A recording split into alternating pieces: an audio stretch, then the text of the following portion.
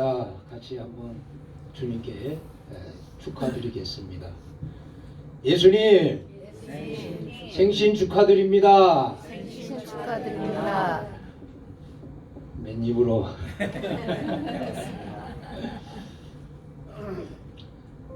어느새 또 한 해가 이렇게 마지막에 우리 주님 오심을 준비하게 해주셔서 감사를 드립니다.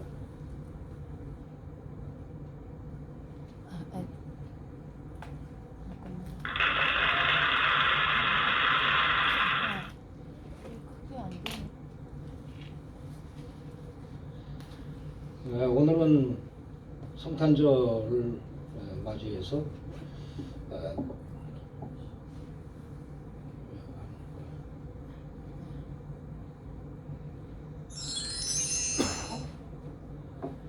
이는 한 아기가 우리에게 낳고 한 아들을 우리에게 주신다 했다는 이사야서 말씀을 본문으로 함께 은혜를 나누고자 합니다.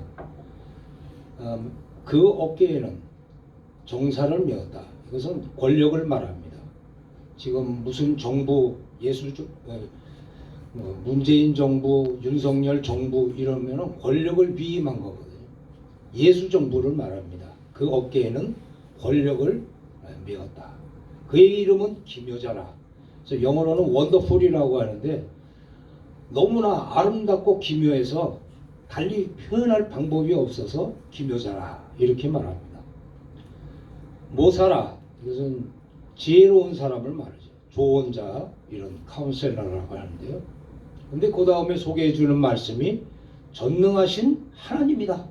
깜짝 놀랄 소식이에요. 아니, 한 아기 메시아, 한 아들, 우리를 다스릴 왕, 권력자 오시는구나. 이것만 알았는데 그가 전능하신 하나님이다. 이러니까 깜짝 놀랄 일이죠. 어떻게 하나님이 아기로 올 수 있어요?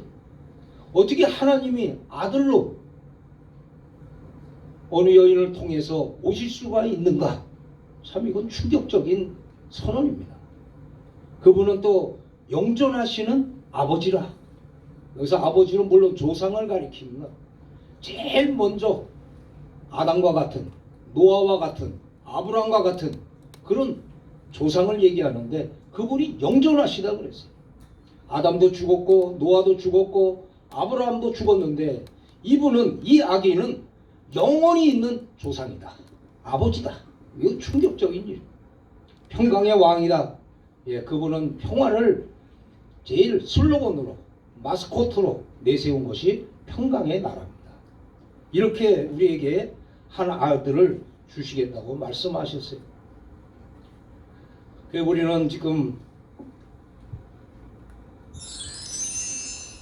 성탄절을 맞이했는데 우리가 잘 아는 대로 거룩한 탄생을 말합니다. 크리스마스, 메리 크리스마스 많이 들었죠. 이제는 여기 엑스마스라는 것도 있는데 이거는 크리스토스라고 헬라어의 대문자가 크리스가 크자가 대문자예요. 그래서 엑스마스 이렇게 부르기도 합니다. 자, 예수님의 생일이 진짜 언젠가? 이 12월 25일인가? 1세기 초대교회 때는 신약 성경에 탄생에 대한 사건 기록은 있는데 날짜 얘기는 전혀 없어요. 아무리 찾아봐도 없어요. 그래서 2세기 교부 시대 때 터툴리안 오리겐이라는 신학자도 있었는데 십자가, 구원, 재림 이것만 믿었어요. 그러다 보니까 1세기, 2세기, 3세기 1세기가 몇 년부터 몇 년까지인지 아세요? 1년부터 100년까지. 3세기 하면은 201년부터 300년까지. 그때까지 해도 없었어요. 근데 이제 히포의 감독 어거스틴이라는 사람. 어거스틴 기억하시죠? 신학 공부 많이 했다가 타락해가지고 창녀들과 생활하고 사생아까지 낳고 그러다가 어느 날 나무 밑에서 하나님의 음성을 들었어요. 로마서 12장 13장 말씀을 듣고 막 깨우쳐서 돌아왔어요. 돌아보니까 어머니 모니카가 그렇게 자기를 위해서 평생을 기도하신 거예요. 어머니의 기도, 어거스틴이 돌아온 그 참회록에 아주 잘 기록이 되어 있죠. 근데 이 어거스틴이 쓴 삼위일체라는 책이 있어요. 그 당시에는 예수님의 신성, 인성 이것 때문에 너무나 논란이 많았어요. 신성만 맞다 하는 분도 있고 인성만 맞다 하는 분도 있고, 그래서 삼위일체를 어거스틴이 정립을 했습니다. 그 사권 5장에 보면은 예수께서는 3월 25일에 수태하셨고 12월 25일에 탄생하셨다, 이런 기록이 딱 한 번 있었어요. 그래서 초대교회에서는 나중에 교부들을 통하여서 예수님이 아기 예수로 잉태된 그때가 3월 25일이다. 그래서 9개월 딱 9개월 만에 12월 25일에 탄생하셨다, 이렇게 이제 주장하게 된 겁니다. 그러나 이때를 어떻게 정해야 될 것인가, 여러 가지 어려움이 있었는데, 다시 돌아가요. 네.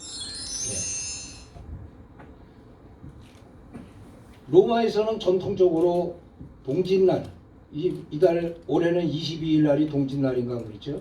근데 동짓날 지나서 태양신을 숭배하는 그런 전통적으로 로마 사람들의 풍습이 있었어요. 전통이 있었어요. 그게 12월 25일이었어요. 그리고 유대교에서는 하누카라고 하는 명절을 지냅니다.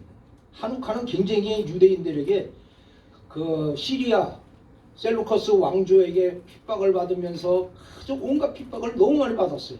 심지어는 뭐 할례도 못하게 하고 율법도 없애고 하나님의 성전에다가 제우스 신상을 세우고 돼지 고기를 잡아서 돼지를 잡아서 제사를 드리게 하고, 하여간 유대교를 완전히 말살하려고 그랬는데, 그때 마카비라고 하는 제사장들의 아들들이 들고 일어나가지고 게릴라 작전으로 싸워서 이 셀루커스 왕조 군사들을 다 물리치고 예루살렘을 탈환했어요.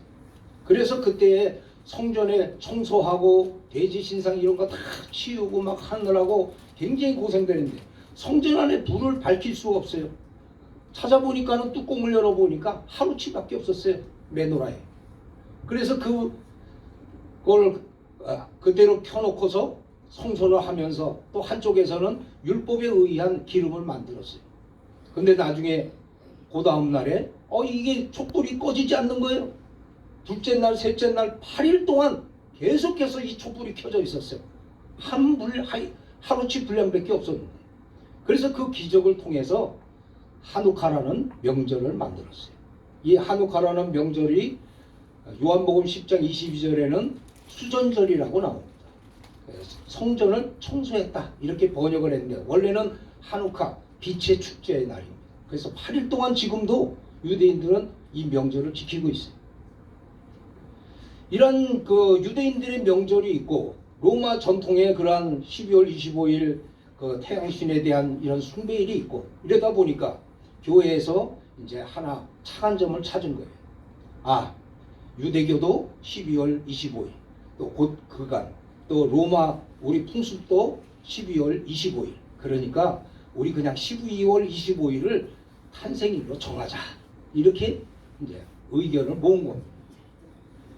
그래서 그 후에 주후 313년 콘스탄티누스 대제는 황제들보다 뛰어난 사람을 대황제라 그렇게 부릅니다. 그래서 대제라고 하는데, 이 사람이 313년에 기독교를 공식으로 선언했어요. 나는 이제 기독교 믿는다. 그래서 기독교의 종교의 자유를 주면서 기독교를 최고의 종교로 그렇게 격상을 시켰어요. 그래서 교회의 모든 재산도 다 돌려주고 이런 특혜도 주죠. 그런데 그 후에 동방과 서방, 로마가 너무나 많은 영토를 차지하니까 동방에 황제를 하나 두고 이 콘스탄틴은 서방에다가 자기 황제 자리를 뒀어요. 근데 이 동방에 있는 사람이 콘스탄티누스가 기독교를 최고로 세웠는데 그 기독교인을 또 박해하기 시작한 거예요. 그래서 그를 공격해가지고 그를 퇴위시키고 전체를 다 콘스탄티누스가 지배해서 다스리게 됩니다. 그래서 325년에는 니케아 종교회의라는 그 회의를 주재하게 되고, 그 이후에 350년에 로마 교회 대주교인 율리우스 1세라는 대주교, 이때는 교황이라는 칭호보다는 대주교라고 그랬어요. 그리스도의 탄생을 12월 25일로 공식 선언하게 된 겁니다. 그래서 우리가 지금까지도 12월 25일을 성탄절로 이렇게 지키게 됐어요. 이거는 탄생일이 아니라 탄생기념일이에요. 그러니까 예수님이 언제 오늘이 예수님 생일입니까? 정확하게 오늘이다는 아니에요. 그러나 1년에 어느 한 번 하루는 탄생하셨으니까 그래서 탄생기념일이다 이렇게 하고 있다는 사실을 우리가 알아야 되겠습니다. 자, 근데 족보 얘기를 좀 해야 되겠는데요. 예수님의 족보가 마태복음에도 있고 누가복음에도 있어요.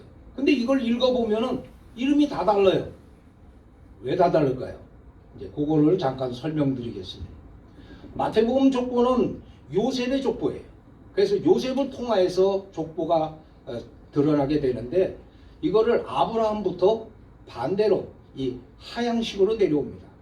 아브라함서부터 다윗 그리고 스알디엘, 스룹바벨의 아버지인데 스룹바벨 그리고 요셉 이렇게 위에서부터 내려오는 족보를 설명한 거예요. 여기 아브라함은 온 인류의 나라와 여러 나라와 민족들의 믿음의 조상으로 하나님께서 약속해 주셨죠. 하늘의 별을 쳐다보면서 저 많은 별들이 다 너의 자녀가 될 것이다. 그 하늘의 별이요 수억 개예요. 지금 인구가 얼마입니까? 우리가 80억인가 그러죠. 이와 같은 하나님의 은혜 속에서 아브라함은 그 약속대로 모든 민족의 모든 나라의 조상으로 약속된 것이 성취가 됩니다. 또 하나의 약속은 다윗 왕에게 있습니다. 다윗 왕은 왕족의 혈통이라는 그 왕권, 그 영원한 왕이 계승자가 자기 씨에서 나올 것을 약속을 받았어요. 그래서 이제 누가복음은 이방인에게 그 복음을 전하는 그런 내용입니다. 그래서 이방인들은 아브라함, 다윗 하면 잘 모르잖아요. 그래서 밑에서부터 올라가는 거예요. 요셉서부터 쭉 올라가는데 요셉 계보로 안 올라가고 마리아 계보로 올라갑니다. 마리아가 라틴어 이름이고요. 히브리 이름은 미르얌이에요. 우리 미르암 모세 누이가 미르암이라고 했죠. 그 이름하고 똑같아요. 그래서 이 미르암이 그 계보를 통해서 쭉 올라가는데 요셉 다음에 헬리라고 하는 이름이 있어요. 야고보가 안 나오고. 원래 마태복음에는 야고보 아들이 요셉이다 이렇게 나오는데 누가복음에서는 요셉 이상이 바로 헬리라고 그렇게 나옵니다. 그래서 이 헬리는 그때는 계대 결혼이 있었습니다. 그래서 이 헬리가 자기 아내가 아이를 낳지 못하고 죽었을 때에는 누가 친족이 자기를 위해서 대신 아기를 낳아주는 그런 족보를 잇는 전통이 있었어요. 이와 같은 은혜로 요셉이 헬리의 뭐라 그럴까요? 장인이 되는데 요셉은 대릴사위라고 할 수가 있습니다. 그래서 그 차이가 있어요. 그러나 쭉 올라가는데 그것을 좀 더 알기 쉽게 도표를 한번 보겠습니다. 자, 여기 보시면은 죄송하지만 목만 이렇게 올렸어요. 인구가 너무 많다 보니까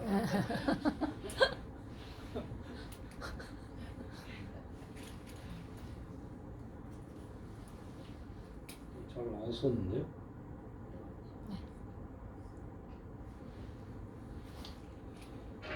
저 아브라함이 나오죠.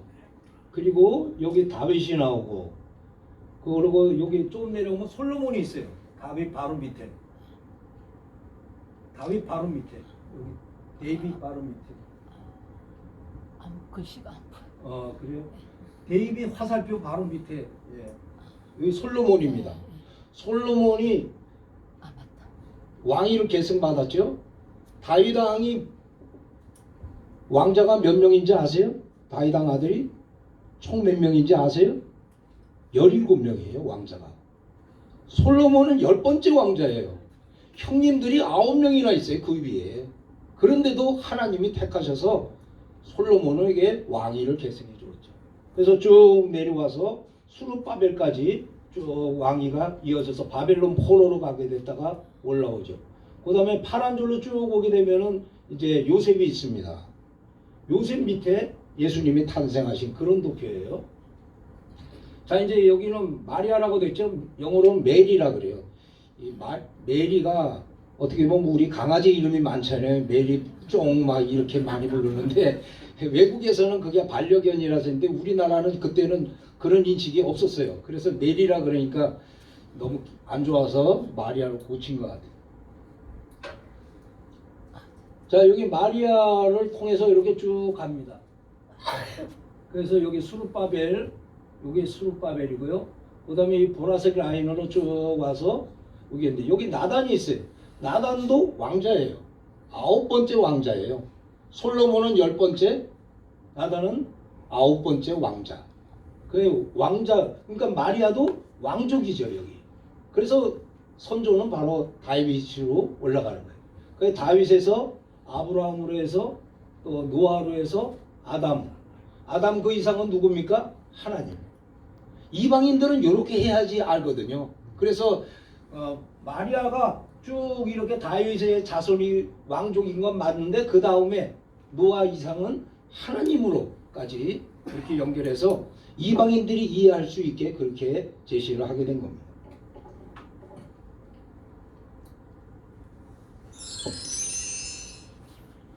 자, 이번에는 그 예수 그리스도의 탄생의 예언들을 한번 제가 찾아봤어요.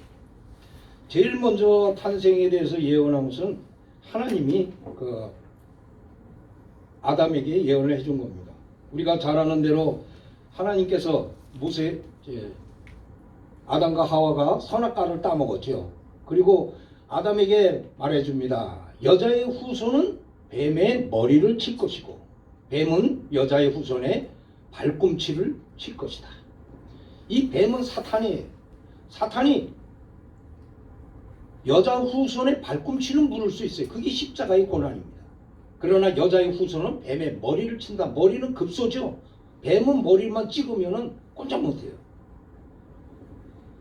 여기서 중요한 것은 여자의 후손이라는 거예요. 여자의 후손.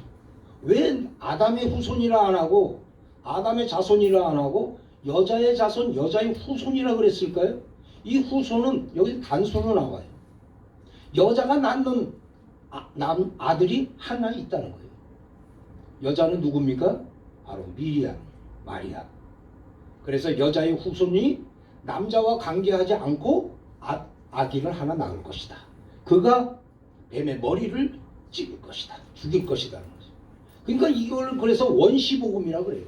해초에 에덴 동산에서 이미 하나님께서 그 계획을 쫙 세워놓고 나머지는 이제 중간중간에 선지자들을 통해서 예언을 해두신 겁니다. 하나님께서 아브라함에게 많은 나라와 민족의 조상으로 내 씨로 천하 만민이 복을 받을 것이다. 예수님을 통해서 온 인류가 지금 예수님을 믿는 자리에 나오고 있습니다. 또 야곱은 유다에게 예언을 했죠. 형제들이 너를 찬송할 것이고 네가 대적의 목을 꺾고 사자 새끼처럼 왕과 통치자로 네가 일어날 것이다. 언제까지? 실로가 올 때까지. 여기서 실로는 메시아를 상징하는 것입니다. 또 모세는 이스라엘 백성들에게 말했습니다. 너희 중에 나와 같은 선지자가 세워질 것이다. 너희들은 그의 말씀을 들어야 된다. 말씀을 듣지 않으면, 그의 말을 듣지 않으면 누구든지 다 멸망하게 될 것이다. 모세와 같은 선지자, 그 후에 모세와 같은 선지자가 누가 있었습니까? 없었어요. 예수님을 말하는 것입니다. 이와 같이 모세에게도 예수님 하나님께서 메시아가 이와 같이 모든 자들에게 생명을 주는, 영생을 주는 일을 할 것을 말해주고 있는 것입니다. 그 다음에 나단은 다윗왕에게 예언했습니다. 네 몸에서 내 아들 내 씨로 나라와 왕위를 견고하게 세울 것이다. 그러면서 역대하라든지 사무엘하에 많은 그런 약속의 말씀들을 주셨습니다. 우리가 잘 아는 미가 선지자, 이거는 기원전 700년인데요. 베들레헴 에브라다야, 너는 유다 족속 중에 작을지라도 이스라엘을 다스릴 자가 나올 것이다. 장소까지 이제는 정확하게 찍어주신 거죠. 우리가 오늘 읽은 본문 말씀에 있는 이사야 선지자, 기원전 700년에서 680년 동안 680년간 선지자 노릇을 했습니다. 처녀가 잉태하여 아들을 낳을 것이요 그의 이름을 임마누엘이라 하리라. 이새의 줄기. 이새는 누굽니까? 다윗의 아버지예요. 이름까지도 이제 정해줬어요. 이새의 줄기에서 한 싹이 나며 그 뿌리에서 한 가지가 나서 열매를 맺을 것이요. 그날에 만민이 깃발로 설 것이며 열방이 그에게로 돌아오리니 그곳이 영화롭게 되리라. 이외에도 하나님께서 성령의 강림 또 한 왕을 세우셔서 고난과 십자가의 고통, 위로, 평화, 통치 이와 같은 일을 이사야서에 수없이 그냥 기록을 해 주셨습니다.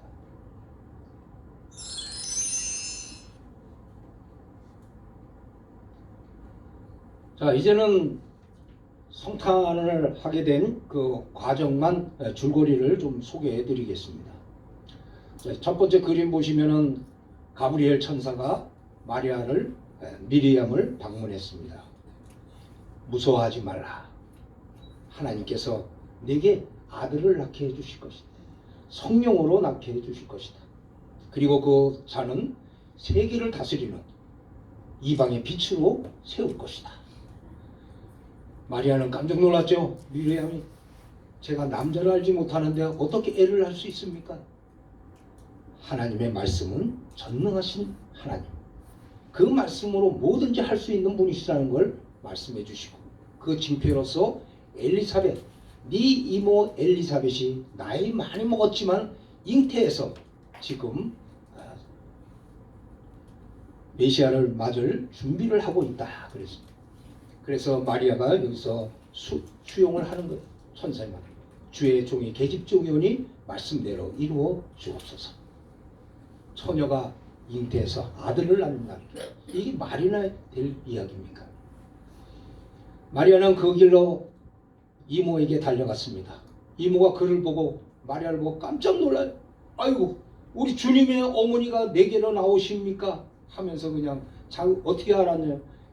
뱃속에 있는 침례 요한을 잉태했는데 침례 요한이 막 발버둥을 치면서 기뻐 뛰는 거예요. 그를 통하여서 메시아의 어머니라는 걸 알게 됐죠. 비록 조카지만 메시아의 어머니, 주님의 어머니로 그렇게 받아들이고 3개월 동안 두 분이 같이 하나님의 은혜를 기다리는 그와 같은 시간을 갖습니다. 3개월 후에 고향으로 돌아왔어요. 요셉에게 말합니다. 약혼자예요. 요셉, 나 사실 임신했어. 얼마나 놀라겠어요? 정절한 처녀고 순결하고 누구보다도 하나님을 두려워하고 경외하고 믿음이 좋은 이 마리아가 애를 임신했더니 깜짝 놀랄 일이죠.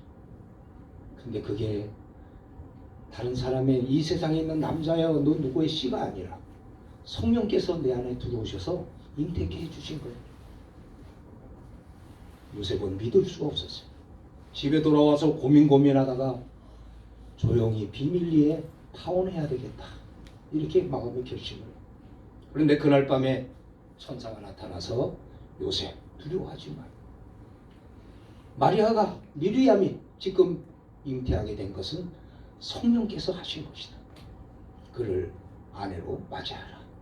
그래서 다른 사람은 모르지만 요셉과 마리아는 그래서 결혼을 하게 된 거죠.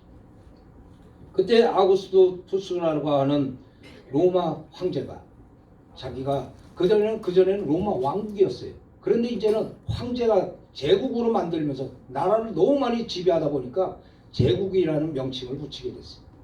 그러면 황제가 되는 겁니다. 그냥 왕이 아니라 황제. 그래서 대관식을 하는데 모든 자금을 다 동원해가지고 화려하게 하고 백성들에게 선물도 나눠주고 그렇게 취임을 했는데 창고에 보니까 바닥이 났어요. 그래서 로마 제국에 있는 전 국민들의 호적 등록을 명령하게 됩니다. 세금을 거둘러. 그래서 이 갈릴리 나사렛에 있는 요셉도 그 세금을 낸다는 그런 것을 알고 이제 할 수 없이 임신한 마리아를 함께 베들레헴으로 가게 됩니다. 베이틀레헴이죠. 베이트는 집이에요. 그리고 레헴은 빵입니다. 그래서 빵집이에요. 빵집. 우리 한글 성경에는 빵을 떡이라고 번역을 해가지고 떡집 이렇게 했는데 거기는 이스라엘은 떡이 없어요. 그냥 빵이에요. 그래서 빵집이에요. 빵집이 베들레헴이에요. 거기 가서 이제 호적 등록을 하는데 이제 출산할 때가 다 된 거예요. 그래서 급히 방을 얻고자 하는데 얻지를 못했어요. 그래서 양, 소, 염소를 키우는 동굴 속에 들어갔어요. 거기서 임시로 집을 깔고 막 최대한 보온 장치를 하고 하면서 이제 출산을 하게 됐는데 드디어 예수님이 탄생하시게 된 것입니다. 예수님이 우리가 태어날 때처럼 하면서 그냥 크게 한번 우셨겠죠. 네. 그러면서 주님이 이제 이 세상에 오게 됐어요. 보통 말구유, 마구간 이런데 말이 아니에요. 말은 아주 왕이나 큰 장군들이나 말 타고 다녔고요. 그 당시에는 다 나귀 타고 싸우고 그랬어요. 그리고 나귀를 타고 양, 염소 있는 그런 우리예요. 그 동굴 속에 지금도 제가 베들레헴에 그 베들레헴 선교센터가 있어요. 그 강태현 선교사라고 있는데 그분하고 오랫동안 교제하고 있고 저희는 이스라엘에 한인교회 하면서 이 성탄절 되면 거기 가요. 베들레헴에 들어가서 팔레스타인 지역 검문소 통과해가지고 그 안에서 같이 예배드리고 그리고 그러면 그 선교사님이 쭉 이제 목자의 들판서부터 또 그 옆에 룻과 보아스의 러브 스토리가 있는 그런 곳까지 다 설명해 주면서 다니고 그랬어요. 보통 말 마구간 이 말은 외국 사람이들, 미국 선교사들이 와서 전해준 말이에요.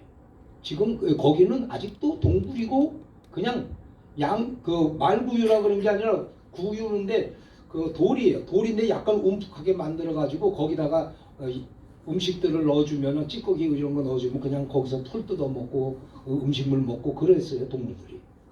거기에다가 놀 데가 없으니까 강보에 싸가지고 예수님을 그 먹이통, 여물통 위에다가 올려놓은 거예요.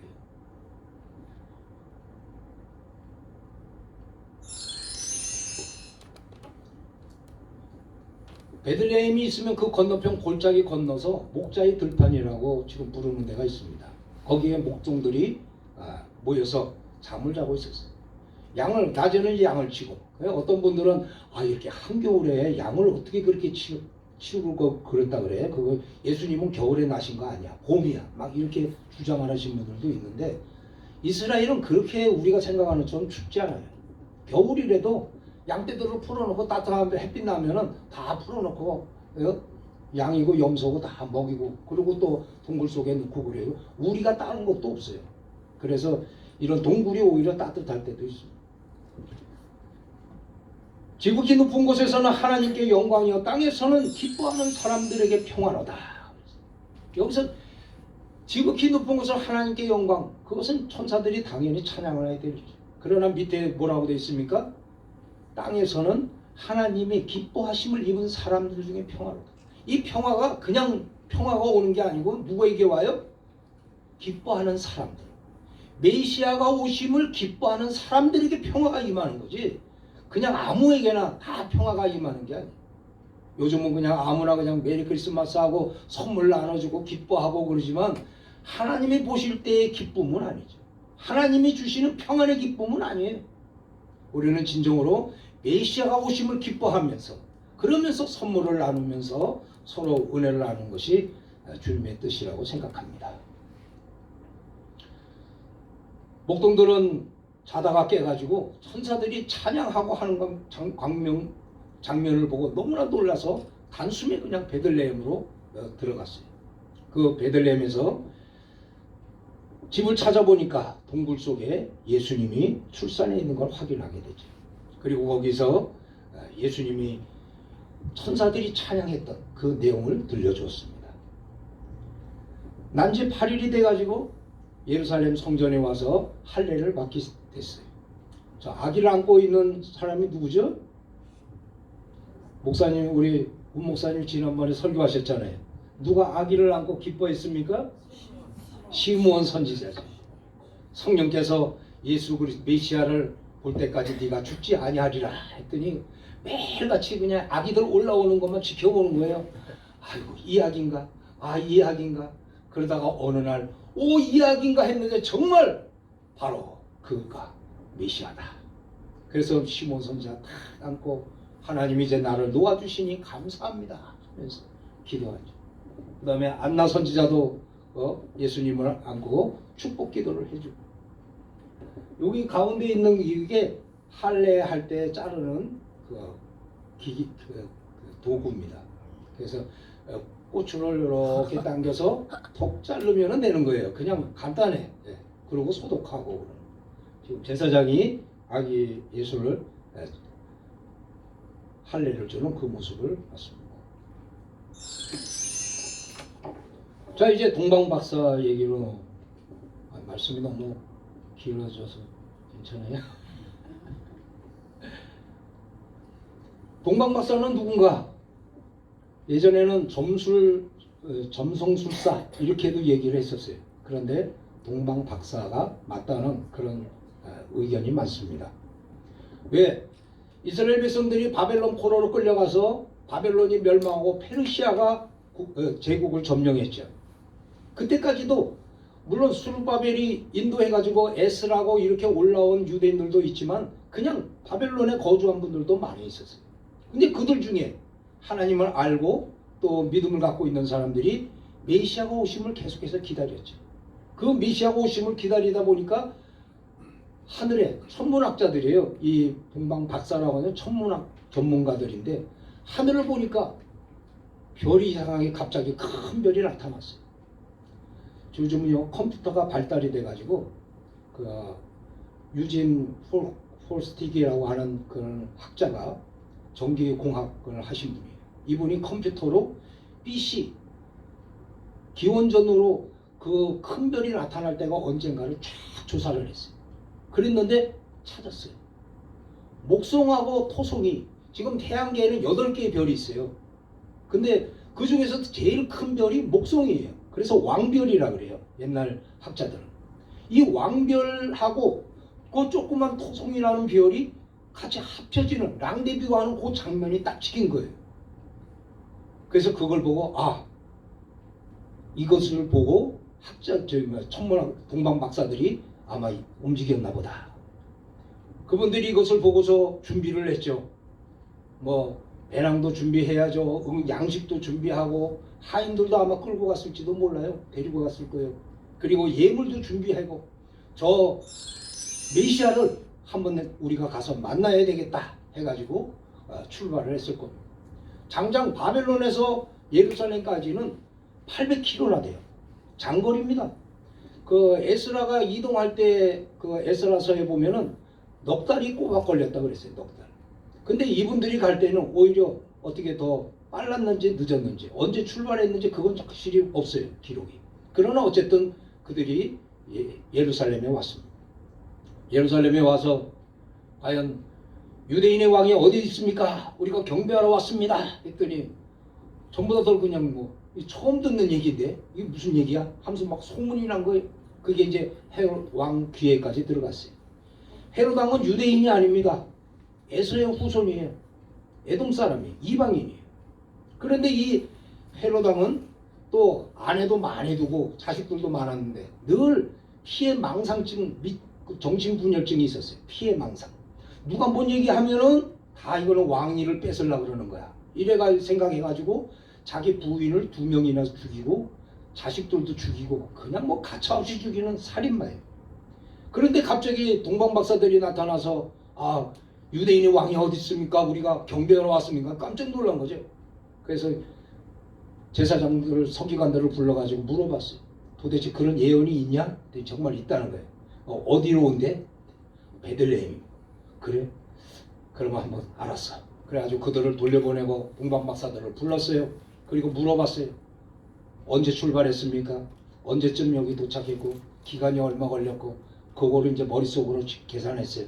만약에 베들레헴 가서 왕을 찾으면 아기 왕을 찾으면 나한테 꼭 좀 얘기해 주세요. 나도 경배하겠습니다. 이래서 달래가지고 보냈어요. 동방박사들이 가다 보니까 베들레헴에서 가는데 그 별이 없어진 거예요. 그 전까지는 별을 따라왔는데 그리고 또 조금 더 가는데 예전에 봤던 그 별이 다시 또 나타난 걸 보게 됐어요. 그래서 그 별을 따라서 베들레헴에 왔고 그 별이 멈춘 곳에 보니까 한 집이 있어서 그 집에 들어가 보니까 거기에 예수님이 계셨던 것입니다. 우리는 연극할 때 목자들이 오고 그 다음에는 동방박사가 오고 바로 연결되는 것 같지만 그렇지 않아요. 이 기간이 적어도 1년에서 2년 탭이 있습니다. 그 후에 동방박사가 경배를 하게 된 거죠. 동방박사가 선물을 드렸습니다.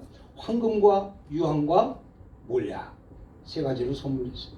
이 황금은 왕권을 말합니다.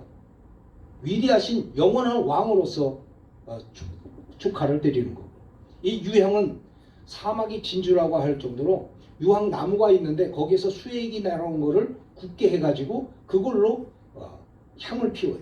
불을 붙여서 향을 피우면 향이 그렇게 아주 은은하고 좋다고 그래요. 이거는 제사장으로서 또는 예수 그리스도의 신성을 상징하기도 합니다. 몰약은 조금 이따가 몰약은 이 항암제, 치료제, 그리고 썩지 않는 그 방부제, 이와 같은 역할을 하는 선물을 하나님께 드린 거죠. 예. 그날 밤에 동방박사들은 그냥 돌아갔습니다. 천사의 지시를 받고 헤롯에게 가지 말라고 그랬죠. 헤롯이 이 사실을 알고 화가 났어요. 당장 가서 2살 이하의 어린애들, 베들레헴에 사는 유아들을 다 죽여라. 그래가지고 군사들이 내려와서 2살 이하 되는 남자아이들만 처형을 하게 됩니다. 그 지금 사진에 보면은 천사들이 아기들을 이렇게 안는 장면이 나오죠. 그때 베들레헴의 한 학자가 밝혔는데 인구가 15,000명이라고 해요. 15,000명 중에서 2살 이하의 아기들, 유아들은 그 당시에 24명에서 25명 이 정도로 확률로 계산을 했어요. 그래서 정말 남자아이들은 12명에서 15명이다. 이렇게 합니다. 그런데 8명만 이렇게 그렸는데 아마 이분들은 또 자기들이 연구해가지고 8명 정도였다. 이렇게 아마 계산한 것 같아요. 하여간 많은 숫자는 아니었는데 어쨌든 2살 이하의 아이들을, 유아들을 학살한 것만은 사실입니다. 이 피해 망상에 들린 헤롯왕은 이 학살한 이후에 죽어요. 그 온갖 그 피해 망상 또 막 많은 자기 부인하고 막 자녀들, 왕자들까지도 다 죽이고 이러한 살인마기 때문에 그 고통 속에서 죽게 됩니다. 요셉과 마리아, 미리암은 천사의 급한 지시를 받고 이집트로 잠시 자리를 피합니다.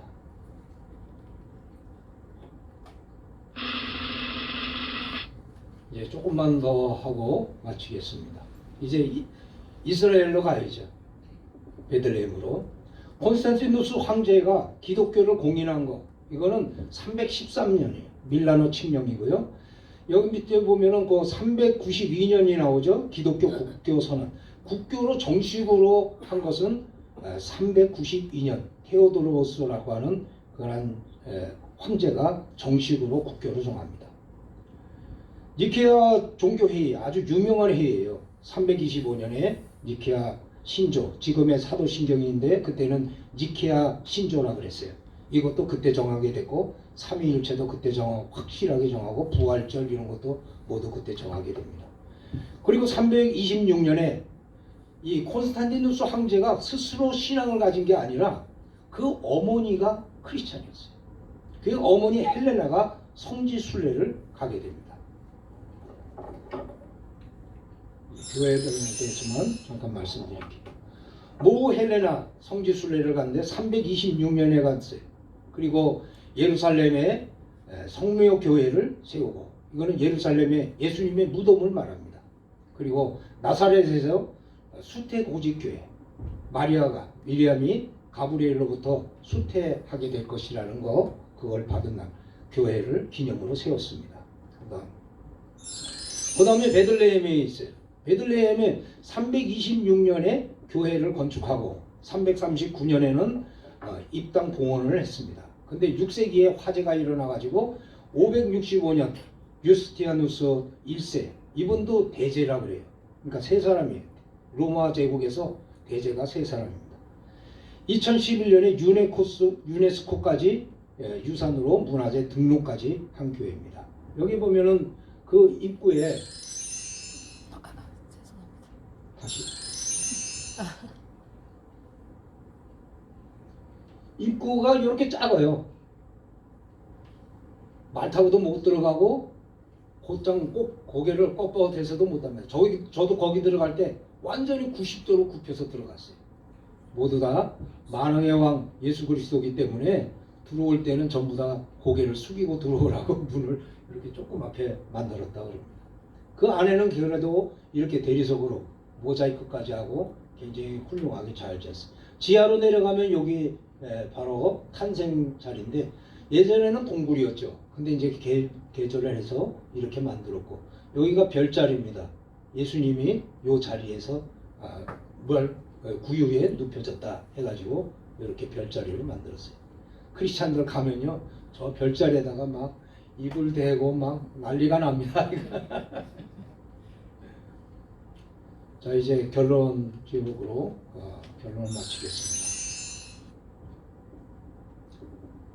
왜 전능하신 하나님께서 아기로 탄생하셨을까요? 어른으로도 되는데 아니면 그냥 말씀 한마디면 다 들을 텐데. 첫 번째는 우리와 같이 혈과 육을 가진 인간의 삶을 체휼하기 위해서. 우리 하나님이 이 땅에 오시지 않고 그냥 예수 믿어라 회개하면 용서해 준다 이렇게 말씀으로만 다 하셔도 물론 감동도 받고 환상도 보고 꿈도 꾸고 하면서 믿음을 가질 수 있겠죠. 그러나 예수님께서 직접 혈과 육을 우리와 같은 혈과 육을 똑같이 갖고 이 세상에 인간의 삶을 사셨어요. 어린아기서부터 걸음마를 배우고 부모로부터 언어도 배우고 또 절하면서 건강했겠어요? 아프기도 하고 병들 때는 또 엄마가 또 머리에다가 찬물을 얹어놓고 수건으로 약도 먹이고 한 아기를 키워서 어른이 될 때까지 키우는데 어머니의 정성이 얼마나 많이 들어갑니까? 이와 같은 것을 다 느끼면서 똑같이 우리와 같은 과정을 다 겪으신 거예요.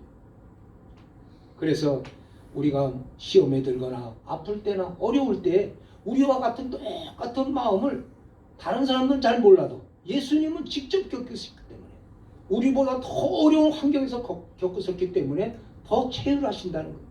동정하시고 다 똑같이 느끼시고 시험을 당하는 것도 다 똑같이 느끼고. 뉴스 보니까 한 청년이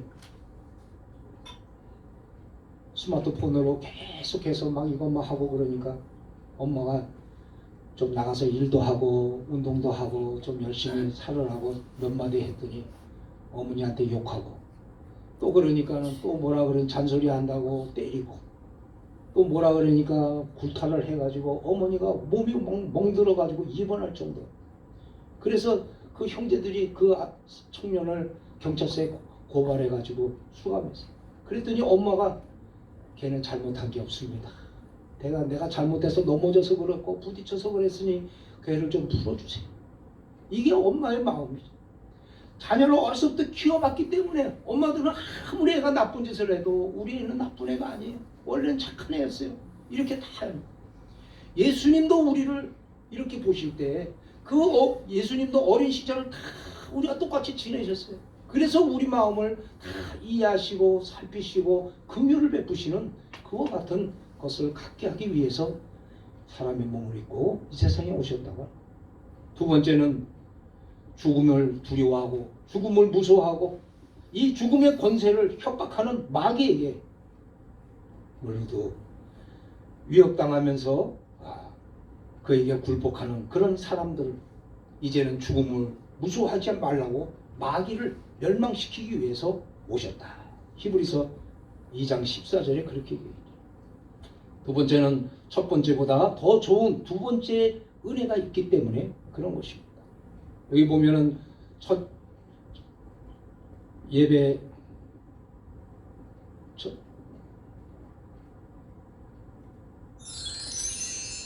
첫 언약이 있는데 첫 언약과 새 언약을 히브리서에는 잘 비교해 줬습니다.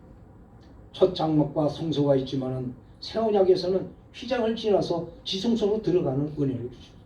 첫 대제사장은 아론을 계승해는 그 사람들만 대제사장이 됐지만 멜기세덱 반차를 따라서 예수님은 영원한 대제사장으로 계시고, 첫째 제물은 양, 염소, 소, 임시적이지만 이게 얼마나 많은 양과 소가 희생을 당합니다.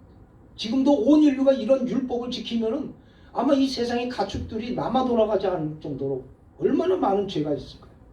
그러나 예수 그리스도께서 단번에 제물이 되심으로 말미암아 구원을 주셨습니다. 율법을 주셨습니다. 율법을 다 지킬 수가 없어요. 그러나 우리에게는 마음의 법, 성령의 법, 사랑의 법을 주셨습니다.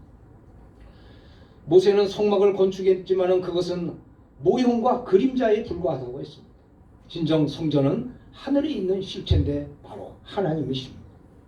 첫 번째 오셨지만 초림이 그러한 예수님 아기로 오셨지만 예수님은 두 번째 재림하신 다시 오실 주님으로 약속하고 있습니다. 우리 주님 다시 오십니다. 잠깐이면 오실리가 오시리니 지체하지 않을 것이라. 내가 진실로 속해 오리라 하면 여러분 아멘 주 예수하여 오시옵소서 하십시오. 내가 진실로 속해 오리라. 아멘 주 예수하여 오시옵소서. 기도하겠습니다. 거룩하신 하나님 아버지, 우리 인생들의 부족하고 무지하고 연약함을 아시고 전능하신 하나님께서 이 온 우주 만물을 창조하신 하나님께서 인류의 역사를 주관하고 다스리시며 나라를 세우기도 하시고 무너뜨리기도 하시는 주님께서, 온 인류의 생사화복을 주관하시는 주님께서 왜 아기로 오셨는지를 우리가 이번 성탄절을 통하여서 다시 한번 깨닫기를 원합니다. 하나님 아버지, 우리의 연약함을 체결하기 위해서 인간의 몸을 입으시고 우리와 똑같은 길을 걸어가신 주님, 우리를 위해서 십자가에서 못 박혀 죽기까지 채찍 맞으시고 숱한 고난과 모욕을 당하시고 침뱉음을 당하신 주님, 주님의 거룩하신 은혜와 사랑을 우리가 마음속에 깊이 새기며 곧 오실 다시 오실 주님을 소망하는 간절한 은혜로 살게 해 주시옵소서. 아멘. 아버지 하나님 감사합니다. 오늘도 주님께서 이 열린 삼척 열린 교회를 축복해 주시고 흩어져 있는 모든 성도 한 분 한 분 다 이와 같은 믿음 안에서 바로 서게 해 주시고 주님 다시 오실 때 모두 다 주님을 만나는 놀라운 축복과 영광을 주시기를 간절히 간구하며 우리를 구원하신 이 땅에 다시 오실 우리 주 예수 그리스도의 이름으로 간절히 기도드립니다. 아멘.